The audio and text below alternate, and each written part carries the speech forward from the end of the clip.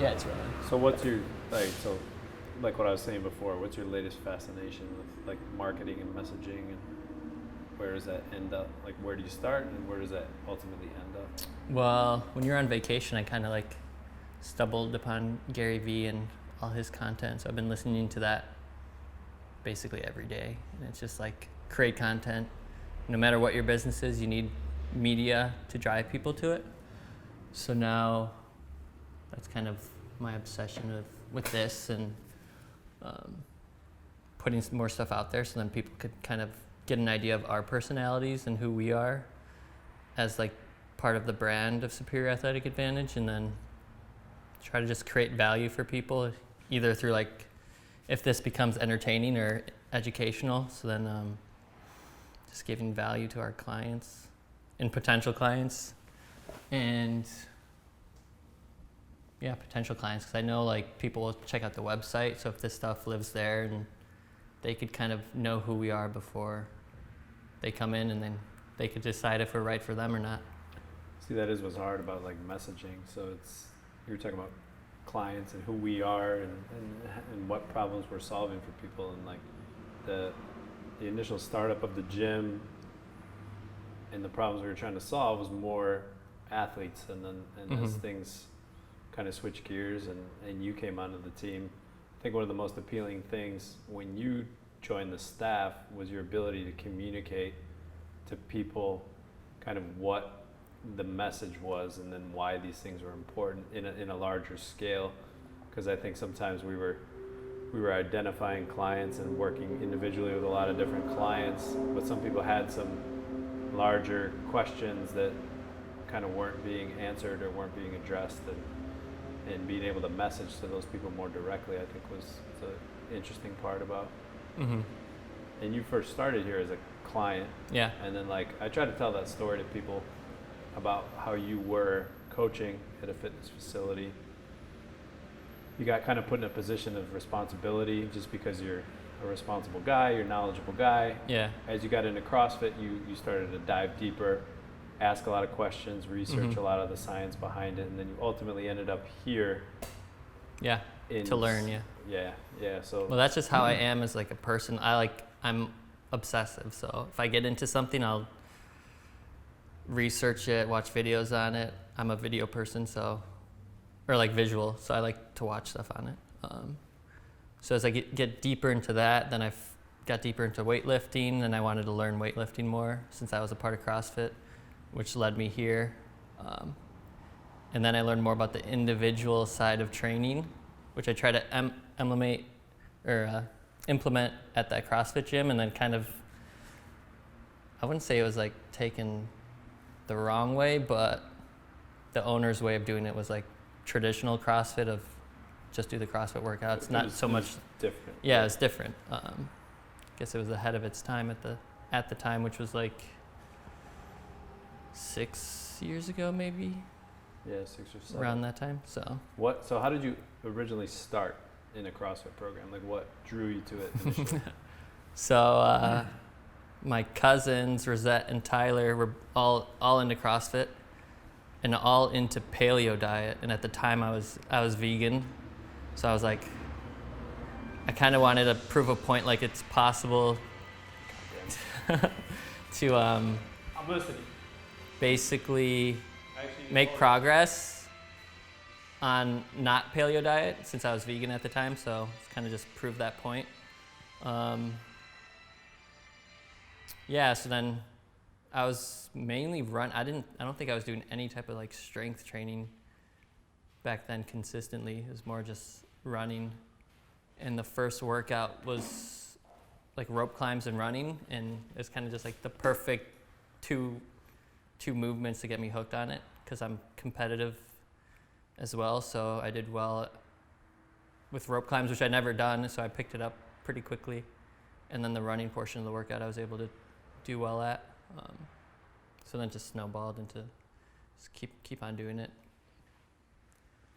So it's interesting. So the things that draw you in ultimately end up being the things that become unsustainable for a lot of people. So your first competitive experience in a CrossFit gym, went pretty well for you. Yeah. What ultimately kind of like, I know a lot of it was you were trying to learn more, but like what ultimately do you feel like has CrossFit leaving a little bit more to be desired? You know, like where does it not really become a good solution for people? I mean, I think in terms of traditional CrossFit, the scheduling, I think, is probably the hardest part. Because usually it'd be like you have a strength thing one day, endurance the next day. So there's like an unconventional split into it because there's like that random variability to it. So for a normal person that maybe only works out Monday, Wednesday, Friday, maybe Monday, Wednesday, Friday of this random CrossFit program is only like 20-minute long Metcons. So they're not getting that traditional strength training base that's going to help them in the Metcons and then just help them be healthy long term. I think that would be like the biggest thing. Depending on their schedule, it was going to be either all of one thing or, you know, let's say we did squats this day, come again, squats again, you know, and then someone develops a knee problem or has a deficiency that's not really being addressed. But I guess like a good CrossFit program could remedy that, but I feel like what CrossFit was is not what it is now in terms of, because I think most CrossFit gyms now do strength portion, then Metcon portion, which is pretty much like traditional strength and conditioning training. To try to solve that problem for people. Yeah. So, but yeah, and then the individual aspect of here just made sense to me. Like, why wouldn't other places do that? As a coach too, you're identifying that problem for people, and then there was either a way to solve it. Like, how were you attempting to solve it at the time, if you remember back? So as I was coaching there, I like kind of came up with this like more of advanced, but not necessarily advanced class, where basically I would write a program for each person to like address what their goals were and deficiencies. So you were kind of identifying that was the way to do it. Yeah. Just peeling off. Yeah, because there's like a bunch of girls that wanted to do pull-ups, but again, it's up to you. Maybe you come in early and work on pull-ups, or stay late, work on pull-ups, but who knows when it would come up in your program to like address that weakness, or Olympic weightlifting or anything. So it's kind of like knowing what they wanted to work on and then building something around that so they have consistency in training it. Yeah, because some skills require more consistent. Yeah, you can't do something once a month and expect to really have it improve. And then like even just like a traditional CrossFit gym, I mean like what we have is basically all free weights, but unless you are specific with doing exercises to build up your back strength, like those doing pull-ups, or like trying to get better at pull-ups might not happen for a while. Right. So then from there, so you kind of started giving people one-off situational programs, and then when you started to do some coaching here and see how things were working here, our business model started to shift a little bit more towards fitness. We were starting to get a large portion of fitness people that were seeking just good programming for fitness, you know, help me stay healthy, help me pursue these pull-ups, or I want to learn how to lift properly, or, you know, just guide me in the right general direction. You seem like you know what you're talking about. And then it kind of unfolded to the point where we were getting a lot of fitness people. And then we kind of evolved our product, the individualized for athletes, into individualized for fitness, and then like into what it is today. So like, what, in your opinion, what is our product? If you had to define it, if you had to kind of like explain the startup process, you know, someone comes in, they're interested in fitness. Yeah. You know, what does that look like for people? Well, usually they'll contact us through the website for the like getting started part, where we kind of find out when they could come in to do the assessment consultation, because basically everything revolves around that. So whatever their goals are, their lifestyle, their age, their training history, their injury history. So then we could build that program based on what their goals are, because that's the whole point. Like, what we might have What are some sample goals like you've seen? Weight loss, strength gain, a lot of times better body composition, so lose weight, gain muscle tone. Your meals look very different. Yeah. So for example, what would be different? You kind of touched on like setting up a training split. You said unconventional training split, but like for someone that's trying to lose weight, or like what? Yeah. Well, weight, like it's simple in the sense that you need to watch what you're eating and then move enough to burn those calories. Ideally, resistance training to build muscle, which will raise your metabolic rate. So you're burning more calories when you're not working out. And then just that daily movement of our lifestyle is so sedentary these days. Like everyone's working at a desk, driving an hour to work, watching Netflix all day, getting Uber Eats delivered, getting Amazon. So it's like, I mean, you could probably not have to leave your house for a really long time, especially now through COVID with working at home. It's so much easier to just sit around and do nothing. So it's like, and then you wonder how 15 pounds like snuck up on you. So it's like weird. You have to tell people to like walk and be outside, but like considering what life used to be, where people were doing that like as part of a daily regimen. So okay, so that's a little bit of like weight loss, and then like for strength, like someone comes in and wants to pursue a strength goal, like what kind of does that look like? I mean, if they're a beginner, I'd probably do full body just because they're not strong enough to technically need that much recovery. But as you gain the strength, I would probably switch it to a more body part split. So like a squat day followed by more of an upper body day, just so you have that rest in between the body parts. So then they can hammer that weight harder and recover from it. But still, you need that recovery through the constant movement, the walking every day, the good nutrition to fuel the body, and try to reduce the issues that come with recovery, improving sleep, improving hydration, supplementing potentially if their lifestyle requires it.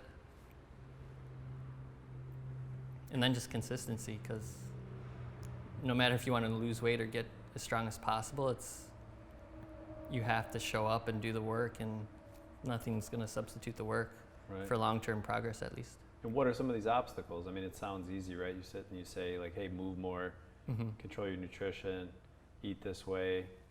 Like what are the biggest obstacles and challenges for people? I think it's just what their habits are, and like maybe not realistic expectations or like priorities. Because a lot of people say they want to lose weight, but they're also the same people that watch a whole season of the new Netflix show in one day, and they don't have the time to exercise. So habits, that's an interesting point, because like myself, for example, I the beginning of the summer, I had gone through a series of strength gains. I wanted to kind of like lean out, summertime, you get your clothes off and stuff, and you want to feel good about the way you look. So I was trying to get more exercise, not necessarily trying to build a bunch of muscle mass. So I started riding my bike to work. And I get in a good groove, and I'm riding my bike. I'm getting an hour bike ride 5 days a week, plus some like weight training and stuff like that. So I'm in a great groove, eating right, the pounds are coming off, things are starting to look good. All of a sudden the weather pattern shifts. We got like 10 days of intermittent rain, and it was always rain was in the forecast. Now all of a sudden I'm not riding my bike. Now all of a sudden I'm not getting as much exercise. Now all of a sudden I'm sedentary, and I could feel things sliding in the wrong direction, and so now the eating habits start to follow. So your habits can be built and destroyed just as easily if you start letting things move in the wrong direction. For sure. And so that's where, some check-ins. But even like in terms of like that, trying to lean out. So you're biking, how long is a bike ride here? Here? Yeah. Probably 30 minutes of like intervals, 30 minutes, one way? One way. So that's like an hour a day, 3 times a week. So if you like think of how much calories you're burning in that sense, and then you just take it away and you don't change anything. So that net calorie shift just went back the other way. Right. So in terms of leaning out, that's a huge thing. Because I think when I was the leanest, I was doing a lot of bike intervals, I think. So I would do like a long, almost like 45 to an hour, like on the air bike. And then there'd be some harder, like 2-minute intervals. And like by the end of those sessions, it'd be like the display would be like 500 calories. So that's 1,500 calories a week just from the bike. From intervals. And then you not changing how I eat. So like that makes sense why I was getting leaner that way. Then you throw in a couple days of total body. And that's really like, you should expect to see some good changes as long as your nutrition. For sure. And but your habit starts to get destroyed as easily as it was created. And the nice part about certain things is it's easier to get started. So like with a bike, you come in here, you hop on the bike, it doesn't require tons of warming up. It's easy to start, it's easy to get going. Once you get the blood flowing, you got a sweat going, kind of creates momentum in that direction. So easy definitely helps. So for sure. And the like schedule was different. So that was when I was working the morning shift, and before I'd leave, I would always just do that, which is easy because sometimes it's a little harder. Right now, because I'll prefer, like I don't want to necessarily be on the bike for 40 minutes, so I'll just strength train. But at the time, it was easy because I could probably get in a workout. That's like when we had the 9 o'clock session, like super light. So I'd work out with some of the people, and then before I'd leave, I'd do the bike workout. So there's like more time, I guess, which made it easier to keep that consistent. And I was telling you before, like anytime I like to experiment with programs. So sometimes I'll find something and then just see what happens, to kind of like test it before I use it on our own clients. So that's like my personality is like, I'll follow it. That's a good rule of as thumb, much as I can. Yeah, to know what you're giving somebody, not just like. And then you could like feel it out. Because a lot of times I'll see programs and it'll be something I would never come up with myself. And instead of like writing it off like, that's not good because I learned something else, I'll try it and see what happens. It's new, and then it's it interesting, could be, right? Like there might be something there. Yeah. And then, everyone's different. So like whatever I like, I know we were talking about this before, it's like if people did our workouts, I mean, it probably wouldn't be fun for them, but they could get results if they just did it consistently. Yeah. And so as you were talking about habit. Mm-hmm. And I find that the most successful clients we have, and then just period, you alluded to some times where you were feeling your most lean. Yeah. Times where I've been successful. It's usually comes down to like routine and habit and consistency. Mm-hmm. And then you give that enough time, and you're usually pretty happy with where you're at. I think people underestimate routine and scheduling and habit, and they want to look at the things that are like more attractive, like intensity. I almost threw up today. Yeah. Well, then you go 4 days without working out after that. Right. So was that really like you went back to the calories in, calories out. So if your goal is to lose weight, you tried to make yourself puke on Wednesday, but then you didn't work out again until Saturday. Yeah. And then you probably, were craving some sugars and carbs and stuff in that interim. So now you're on this like kind of roller coaster. Right.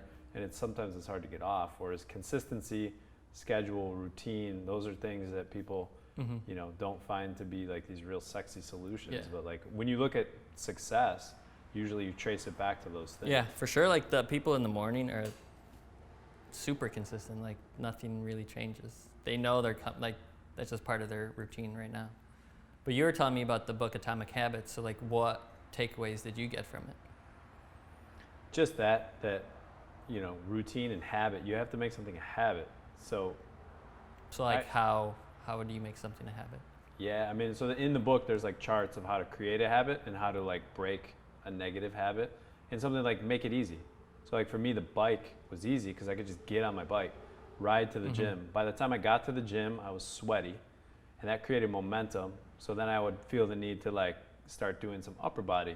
So now I took my 30-minute ride and I turned it into maybe like an hour-long session because I did some upper body. So then I got an hour, and then I did another 30 minutes on the way home. And then now I got this great energy, so that's motivating me to eat better. So a lot of times if you just start with something that moves you in the right direction, and there's kind of like a chart that helps you identify how to start, or how to if you do identify a negative habit, like I'm horrible with scheduling. Okay, well I got to get better at scheduling. So how do I break my habit of being a horrible scheduler? So taking the time to schedule, something like that. Like start with something easy. Schedule your Monday, and then once you start to get better at scheduling, schedule your Monday, Tuesday, Wednesday. So, stuff like that as an example. But that's what's cool about the initial session, is because everyone's problems are just so unique. Right. And they have these weird, repetitive patterns.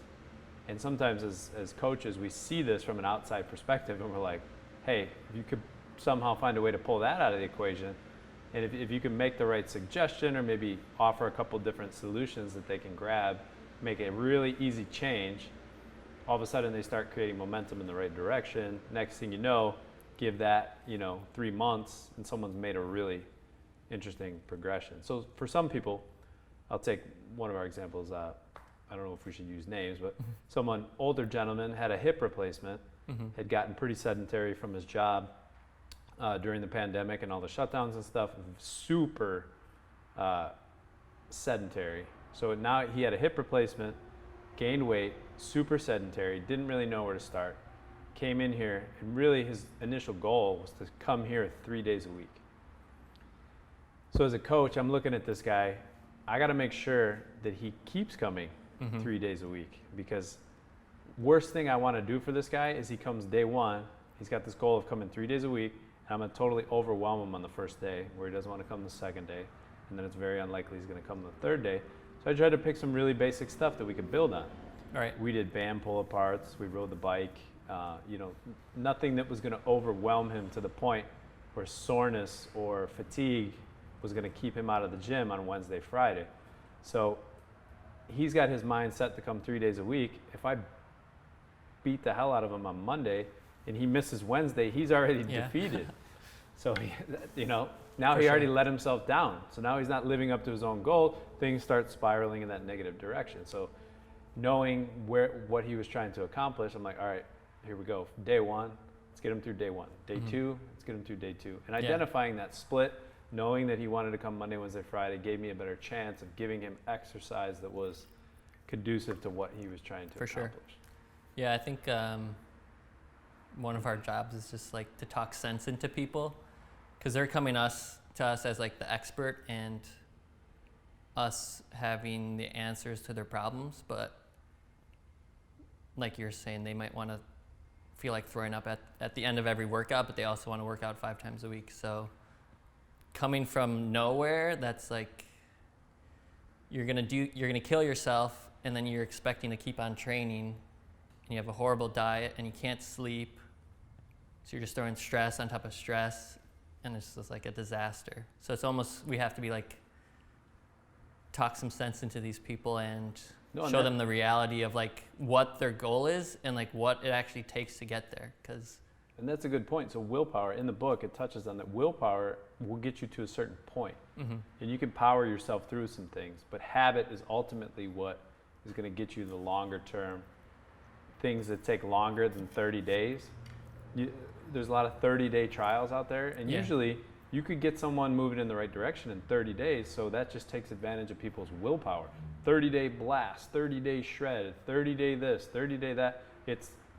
I know if you come in motivated, and I'll just prey on your willpower, and I'll put you through some crazy shit, and at the end of 30 days, you might have some results, and you see, but then nothing about that is sustainable for people long term. So yeah, they lost 5 pounds, but then what happens the next 30 days? They can't keep that up. It's all willpower. Yeah. So having habits that lead you in the right direction, and really identifying, what you were just saying is we're trying to give them the right solution. So we're hammering the same messages of like, this is what works, this is what we know what works.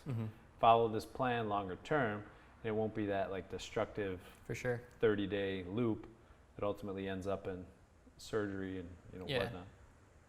That's a good point. I think one thing that people don't necessarily take advantage of us is like using us as a resource. Because I know I've told you this before, like the librarian theory of we're here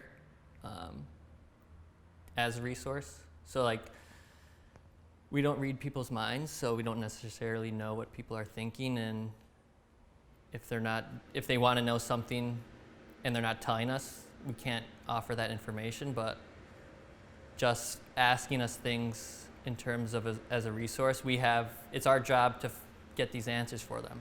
Other people are busy, they're here paying to improve themselves. So maybe we don't know the answer, but we have enough knowledge to know where to go to find the answer.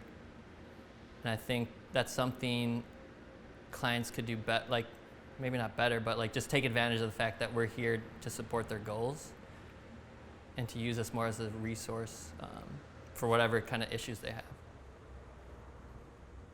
Yeah, I think my perspective is that people, when they come, because they'll see a lot of people that are self-sufficient, they don't want to look like they're not self-sufficient. Yeah. And they almost feel like they're inconveniencing us by asking a question or asking for direction or asking for us to explain something. Whereas we love doing that. Like, yeah. You ask me a question, I can explain it. I hope I communicate it in the way that you're looking for.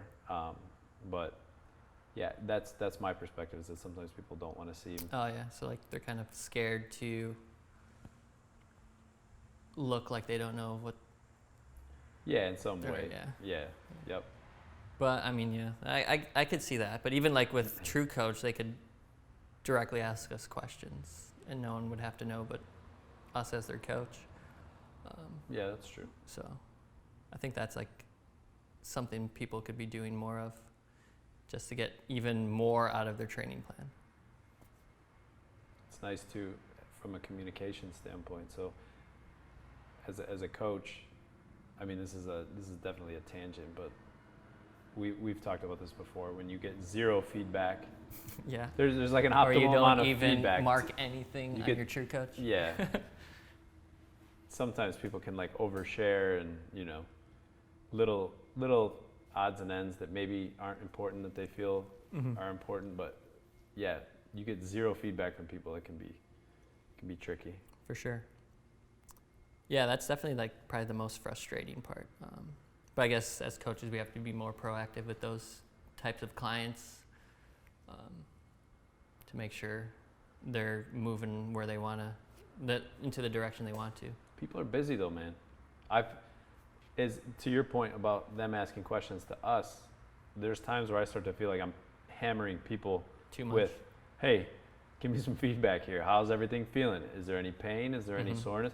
Because the worst thing you want to happen is the first time they tell you is when they're making an orthopedic appointment, or, right. It's just like, how long has this been going on? If you'd have told me this, I would have adjusted at some point, where it's there. Yeah. It's an open door policy. We're trying to encourage communication rather than. Yeah, that's a good point. Like that fear of seeing other people being self-sufficient and like them being a burden to us or something, to not ask questions or kind of to suck it up and like push through something that they probably shouldn't be pushing through.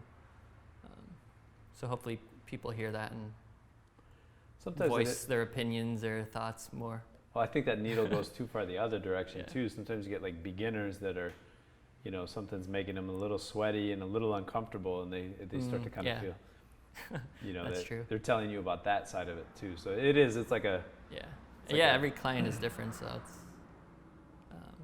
that's what kind of makes it interesting. You have the personalities that they need too much attention or not enough attention, or they'll write paragraphs in their True Coach and other people won't write anything. So it's just navigating the different people we have to interact with. Yeah, personalities. For sure. Yeah, so we were talking about the biggest obstacles for people, and then we kind of touched on habit, scheduling. Is there anything else that comes to mind specifically that you see as like a perpetual? Nutrition. And then, in terms of nutrition, there's so much convenience that it makes it hard to do maybe the proper diet or eating habits. And also I think like just in terms, even myself, it's like sometimes you have a really long, busy day and it's like that makes you deserve something bad. They're like fast food, because it's like, well, I did all this stuff, so I should treat myself to it. But then you're like, that busy day is stressful, and then this food is probably going to stress your body in a way that you don't want it to. So it's like you're dumping more junk into what's already a hard day to process. But it's, I think it's interesting, like what we deem as like reward, but isn't really a reward, because it's doing worse for you than you think. Well, then people, that temporary then they'll turn around. pleasure. So they reward themselves with food. They turn around and punish themselves with exercise. Yeah, that's so a good point. It becomes again that roller coaster of. So just finding that sweet spot, and that's where routine. Again, it's not a sexy sell, but like if you know, when I'm riding my bike 5 days a week and doing 3 days a week of total body stuff, it's like, you know, people notice your abs pop out, and it's like people are like, wow, you know, how did you do that? I just told you how I did it. It's right there in front of you. Yeah. You know, it's not some secret solution. You're doing something different. It's just doing it, walking the path. Here's the path, walk the path. Yeah. I mean, it's like the burrito thing. For people that don't know, I don't know. You eat like 3 burritos a day. That's it, right? With some like snacks in between, but I knew this about myself. Like, the easier it is, the more I could stay consistent with something. So that's to the book, Atomic Habits. Yeah, just being it's like easy. That self-awareness. It was like too easy. So I don't know. I think I was like watching something on YouTube, and a bodybuilder video comes up about like frozen burritos. So I look at it. Oh, that's pretty easy. And then at the time, I was like, I was trying to put on muscle, and I know my thing is I'm always under eating. So I'm like, this could be an easy way to like stay consistent with food. So I would just meal prep 21 burritos. So 3 times a day, 7 days a week. 21 burritos. How long does it take to make 21 burritos? I was getting it down to like under 2 hours, because it'd be pretty simple. So it'd be cooked spinach, cooked peppers. So 3 hours would make a week's worth of burritos. Less than 3 hours. And then you fill in with snacks. Yeah, I'd have like a fruit or apple. Gotcha. In terms of health, how healthy was it? I mean, probably not the most healthy thing, but I was supplementing with vitamins. But just like understanding. Wait, so what was in these burritos? You were just starting. So I would get like 2 bags of spinach, whatever that comes out to. 3 bell peppers, cook both of those, like divide that among 21. And then I'd have 3 pounds of either like beef, ground chicken, ground turkey. So I divide 3 pounds into 7 burritos. So that'd be like whatever, a lunch burrito or dinner. I would interchange them. Breakfast ones kind of sucked, because it's hard to heat up a frozen egg. It took like 6 minutes. I'm like, I could just make this fresh and it'd be better. But that would be so you do egg for the breakfast? Yeah, for the burrito. Breakfast one. So it'd be that's not that bad. You said it wasn't that healthy. It's not that bad. So like, I mean, in terms of like variety, it's like, I got you. Yeah, but you peppers and I guess if you like switched it up. To be fair, it's probably much healthier than anything fast food related. But yeah, the breakfast one would be like some sort of breakfast sausage, like a pound of breakfast sausage. One of those, like, I don't know what the bigger egg white container is, a whole thing of that, and then a dozen eggs. Again, divided by 7 burritos. And yeah, that was like probably the most consistent I've ever been with eating, just because grab it, 3 minutes, it's done. Are you still doing it? I was off of it for like a bit. Now I'm back on it, just because I know like I don't like even want to think about what I have to cook, so it just like takes the guesswork out of everything, and I know it's easy to prepare. So that's interesting. So on that point, I listened to a radio broadcast on decision fatigue, and there was a neurosurgeon who was obsessed with the thought of decision fatigue. He wanted to engulf himself in his work at all times. The guy wore the same clothes every day. He got like 3 pairs of the same outfit.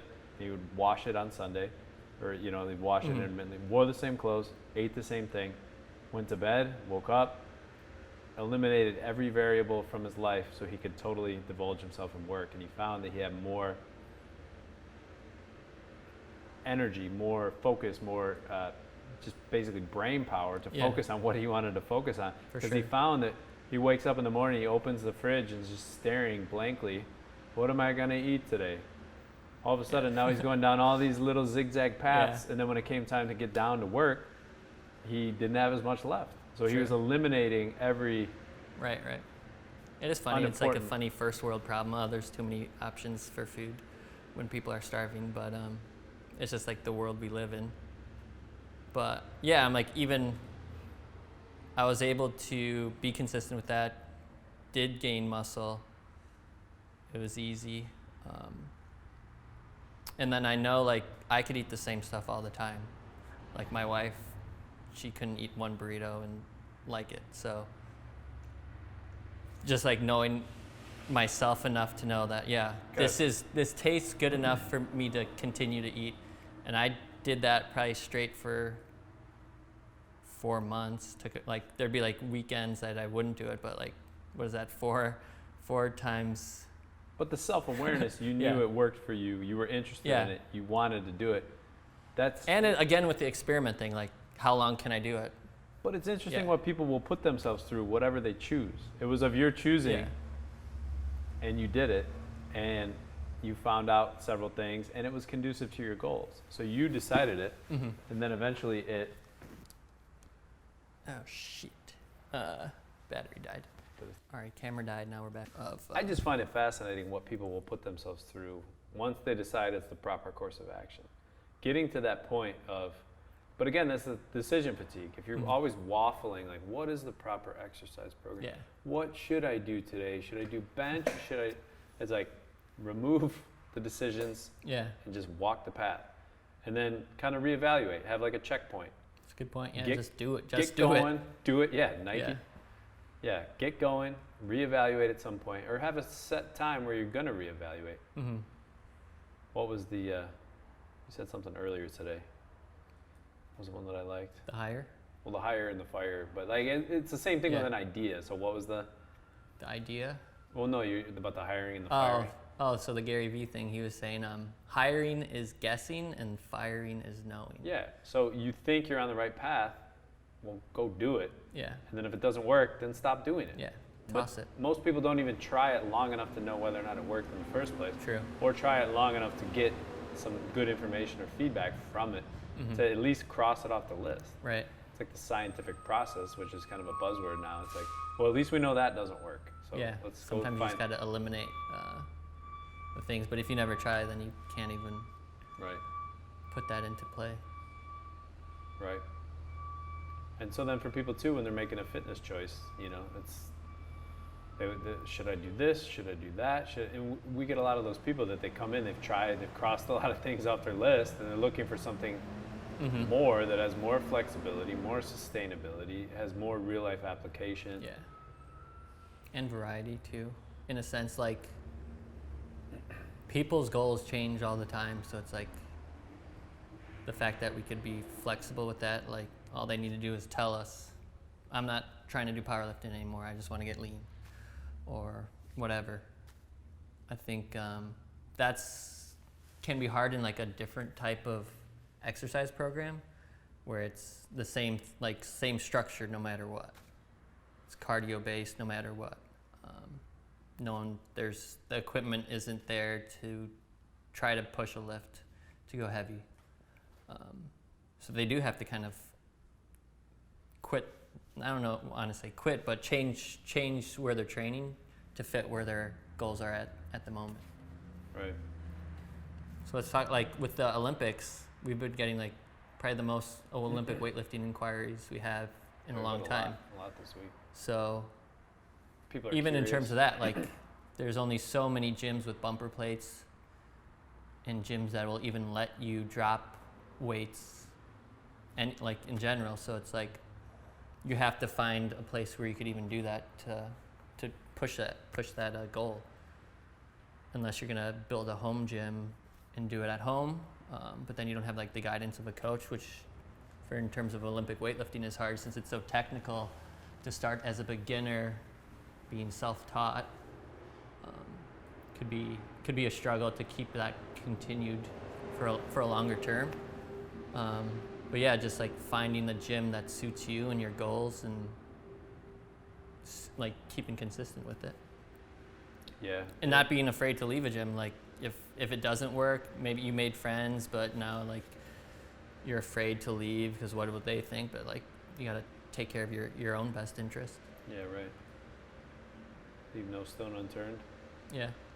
Yeah, people see Olympic weightlifting and they get kind of excited about it, or they try it and it's so unique to what they've been doing. Mm-hmm. You know, you've been doing machines, or Yeah. even doing just a free weight program, but then now all of a sudden you're moving a weight fast with some serious intention Mm-hmm. and catching it in a unique position. For It's sure. like, wow, what's happening here? And then they see people that do these lifts that are very powerful. They build a lot of muscle mass, Mm-hmm. and they get curious and they don't necessarily know where to start. So we've got a lot of varied inquiries. I mean, we get collegiate Ryan, one of the kids that just got drafted to play Major League Baseball, was interested in doing the lifts in regards to athletic performance. So he wanted to get guidance on how to do the lifts properly for athletic performance. We get people that are just looking for variety to their current fitness routine. Hey, can you teach me how to do this? I don't want to get hurt. Right. Or, hey, I'm a little bit older. I've never done this before, but I'm interested. Where do I start?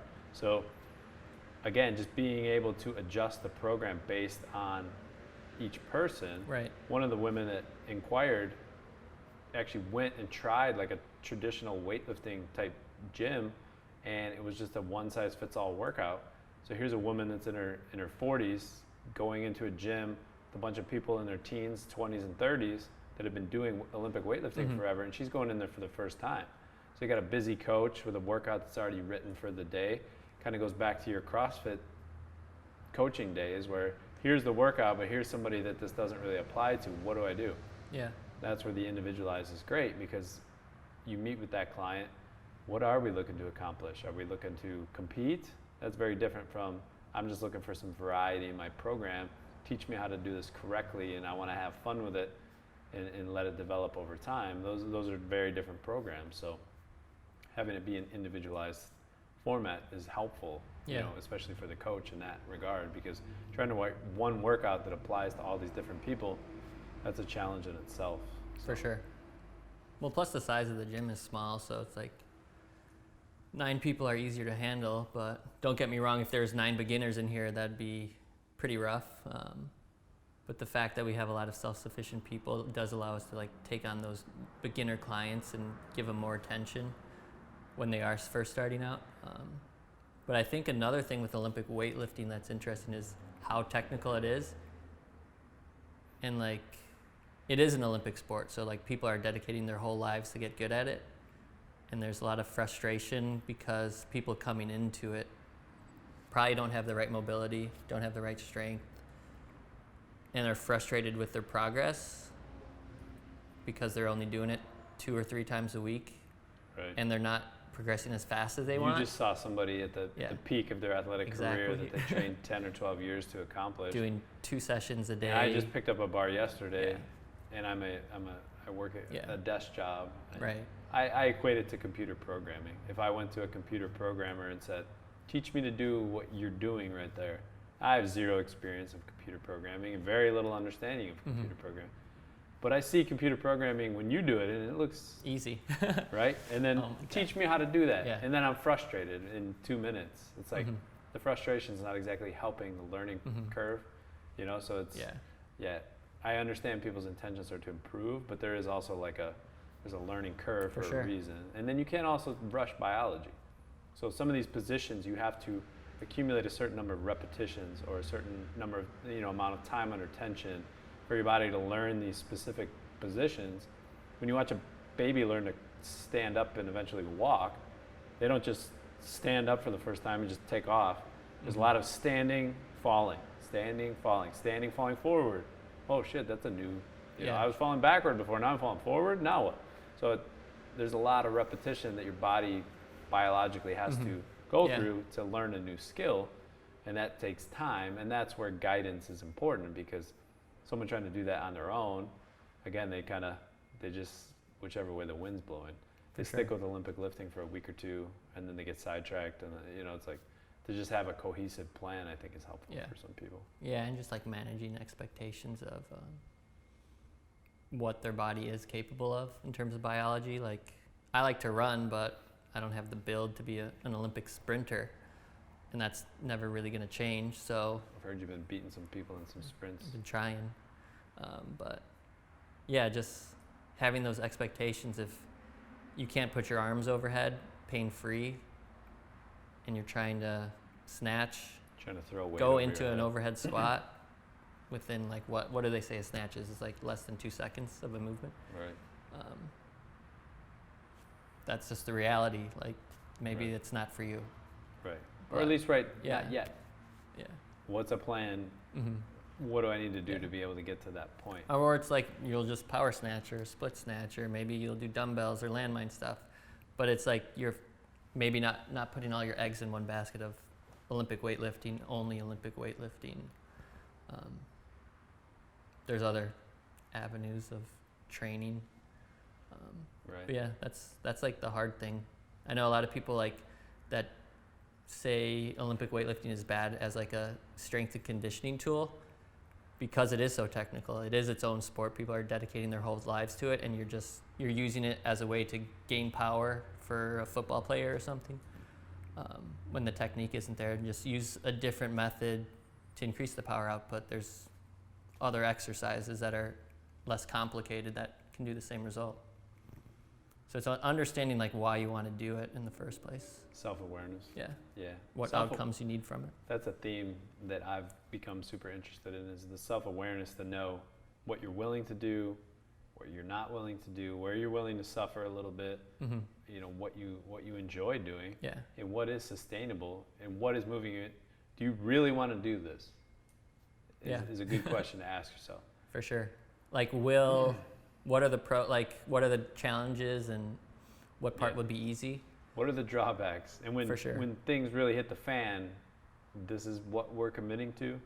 Yeah. You know, that's a because good it's point. not, some of the things are not pleasurable. So as an For sure. athlete, you're pushing the envelope and you're pushing your body's capabilities, and that's not always a seamless, joyful process. That's where they get the term grinding. Mm-hmm. It can be a grind, and if you're trying to really increase, you know, we get a lot of people, oh, I've done CrossFit, I've gotten this strong, I want to get stronger. Okay, now we're training. Yeah. Before You're you going were for a enjoying hobby. yourself as a hobby, and you made Uh-huh. some good gains and stuff. Yeah. And then now to get to even another level, you know, the training for the next level is our slogan. We're going to help guide you there, but it's not like just a seamless, Mm-hmm. perfect. So you better be aware of what you're committing yourself to, because Yeah. that is a little different. Yeah. I think everyone wants those Olympian results without the Olympian effort of the 300, all the rest of the year that, or I guess it would be 4 years that they're putting into that one event. All the Yeah. sleep, recovery, training, hours, just Yeah. focused on that short window of competition. Yeah, and I'm fascinated with success. So when you do see someone and then you look at their habits, and then that was one of the biggest things when I got to a higher level, and myself as an athlete, I had some achievement. And then even seeing guys that were NFL, MLB, you know, people that were really Olympic wrestlers, you know, and you saw what they did on a daily basis, you're like, wow. Like, Yeah. that's a weird combination of, I had some genetic capabilities, and I'm willing to grind for it. Right. And then when you see what it actually takes, then again, you have to ask yourself that question: do I want to walk that path? And it's not necessarily for everybody, but it's important to distinguish, I think. Am I going this way or am I going that way? And then you're happier, I find. Yeah. That people, once they have that conversation with themselves, then they can have that conversation with their coach, and then everything aligns much better than I'm saying one thing and I'm behaving a different. Yeah, you for know. sure. I'd love to be 6% body fat, but I'm not gonna, you know, not have a beer at a barbecue, and I'm not gonna not, you know, Yeah. skip a piece of cake once, you know. So it's Right. there's trade-offs. For So sure. can I get myself to 11%? Yeah, maybe, but 6%, like, do I really want to get to 6% body? You know, it's like, In theory, it'd be nice to be there, but getting there is a whole nother story. right. And being realistic. If I would get to 11 and then be so frustrated that I can't, Yeah. it's like, come on, dude. Like, look in the mirror and then just answer that question to yourself. Like, do I really want to do? Like, what even changes? How is your life or even, is your life going to be better if you're at 6% body fat? Because it's arguable it could be worse. You might not even be as healthy, but you have this low number energy, that you somehow set in your mind that is. And you got to have that conversation. And then when you see people that are 6% and you see the dedication, you're like, gotta tip my hat. Like, that's impressive. Yeah, you get a better appreciation for it. People see these CrossFit competitors and, you know, some of these longer distance runners and swimmers, and it's like, man, when you really think about what it takes to get to those fitness levels, it's pretty impressive, and it takes time. Yeah. And I think it's easy to say, I want that, but then that's the walking the path and being true to yourself and having enough self-awareness that. And there's no judgment either, you know. Some of us are trying to age well. Some of us want more energy. It's like that program is very different from, I want to see how much I can snatch, or, you know, I want to go to a local competition and win in CrossFit, or I want to run, you know, I want to do another Ironman. Like, those are all very different training plans. Right. And I think just having the self-awareness, what you're looking to achieve and what's realistic for you. For sure. And coming full circle, going all the way back to the beginning, once you can identify where you're looking to go, and then you develop the plan, and then you try to make it a habit. And so there's a lot of areas where things can get kind of jumbled and fuzzy for people, that if they aren't realistic to themselves and their goals, not necessarily clearly communicated or understood, and then falling off the path of what would get you to that point in developing a path that was, you know, a long enough time frame and a realistic path to get there. There's a lot of things that can kind of get a little haywire once in a while, and that's where communication and check-ins and all that kind of stuff is important to the process. But for sure. I mean, that's like the social media stuff of seeing where people are now, but not necessarily seeing what actions got them there. And then in terms of the habits of, I think it's just, people can be impulsive. So they see the Olympics, they email us, then that kind of enthusiasm for it fades, which is okay, but kind of just understanding why you wanted it in the first place. Or is it, do you want to be a weightlifter, or you just want to train and look good or feel good? So whatever the goal is. Definitely feels good to be motivated and inspired. And those are times where you should put yourself in a position where you make a change. And then put yourself in a position to be held accountable too. So back to the Atomic Habits is, I saw the Olympics, I'm interested in learning Olympic weightlifting. And then they'll send an inquiry, and I try to get them to commit to an initial session. Put yourself in a position where you commit to that initial session, because that's a step in the right direction. Even the woman that went and tried the other gym, at least she crossed that off her list and then eventually found her way to us. So she kept the momentum of her motivation and her inspiration. Those things get you going and they help you feel good. From there, you have to design a habit that keeps you going towards success. Because what good does it do to, like, hey, I called the gym and then I never scheduled an appointment. Yeah. Okay, we're done here. So to keep telling yourself that you're interested in getting better at the Olympic lifts, stay on the path. Put yourself in a position where you're going to be held accountable. Make an appointment. Go check out a gym. It's something to keep the dream alive. And that's where the habit might find a place that you like, and then you can schedule your first session after that, or it continues you down that path of moving towards your target as opposed to slowly fading away from it. For sure. Yeah, I think that's like probably a good place to end it, in terms of just be self-aware, take action steps, kind of reevaluate your goals or whatever you're trying to do, and just keep on moving on. See what you want to do, where you want to be, and just make it happen, because That's all you can really do. Is if you don't even try, then what's the point? Yeah. You can't rule that out. Yeah. Create a habit, give it a set period of time, and then reevaluate. And yeah, you just keep moving towards your goal until you find it.